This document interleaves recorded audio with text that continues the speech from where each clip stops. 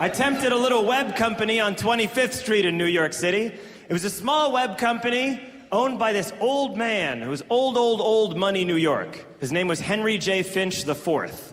Like old money.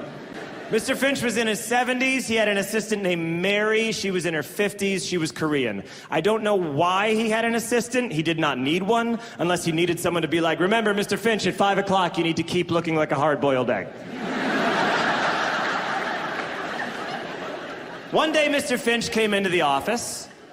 It had been raining. Everything I'm about to say to you was said in front of me on that afternoon.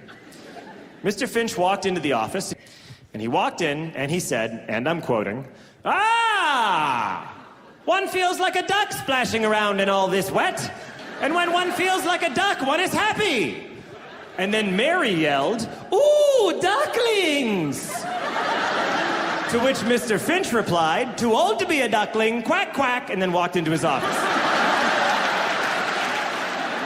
And I did that a little fast. Let me break that conversation down for you. Mr. Finch walked in, and he began a conversation the way anyone would. "Ah! One feels like a duck splashing around in all this wet," the rain. "And when one feels like a duck, one is happy." Now that's debatable. But rather than debate that point, Mary brought up a new, separate but interesting point, which was ducklings.